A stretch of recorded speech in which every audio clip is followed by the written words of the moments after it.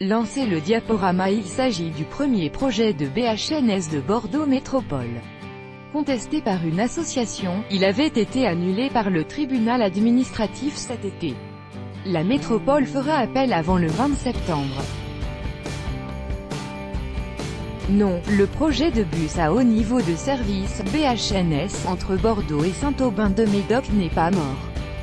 Il a pourtant pris un sacré coup dans l'aile cet été, lorsque le tribunal administratif de Bordeaux a décidé le 19 juillet d'annuler la déclaration publique de ce projet. Le tribunal donnait ainsi raison aux opposants du projet, l'association de riverains du quartier Saint-Seurin, Bordeaux à cœur, qui met en cause les nuisances du projet pour ce quartier, et la pertinence même de ce mode de transport.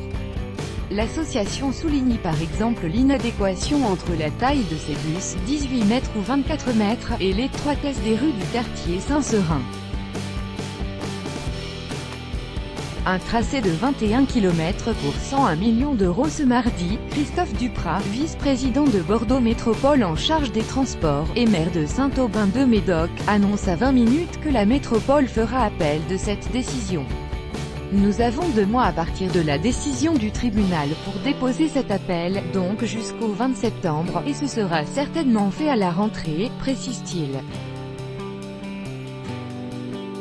En attendant, Bordeaux Métropole va mettre des moyens pour renforcer les liens étroits, qui devaient être soulagés par ce BHNS. Il s'agit du tout premier projet de BHNS pour Bordeaux Métropole, qui a jusqu'ici privilégié essentiellement le tramway. Il doit relier la gare Saint-Jean à Saint-Aubin-de-Médoc, en desservant le quartier Mériadec ainsi que les communes du Haillan et de Saint-Médard. Soit 21 km pour un coût de 101 millions d'euros. Nous sommes à 5 millions d'euros du kilomètre contre 20 millions pour le tramway, souligne Christophe Duprat. Certainement un manque d'information, et l'élu est catégorique, même si l'appel devait s'avérer négatif, on n'abandonnera pas le projet, on proposera une nouvelle enquête publique. Christophe Duprat est en effet convaincu de l'utilité de ce mode de transport, à cheval entre le bus et le tramway, et déjà adopté par d'autres agglomérations, comme Nantes. Reste à savoir si des retouches seront apportées au tracé proposé actuellement.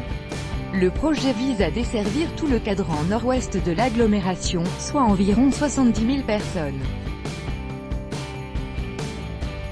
Je reste surpris que le tribunal a davantage écouté quelques riverains, plutôt que l'ensemble de la population de ce secteur qui souhaite ce moyen de transport.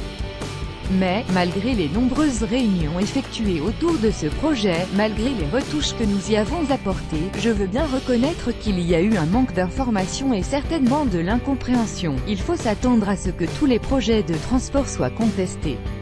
Le vice-président en charge des transports rappelle que le projet de ligne D du tramway, qui doit entrer en service à la fin de l'année 2019, avait lui aussi été annulé par le tribunal administratif avant que Bordeaux Métropole n'obtienne gain de cause en appel.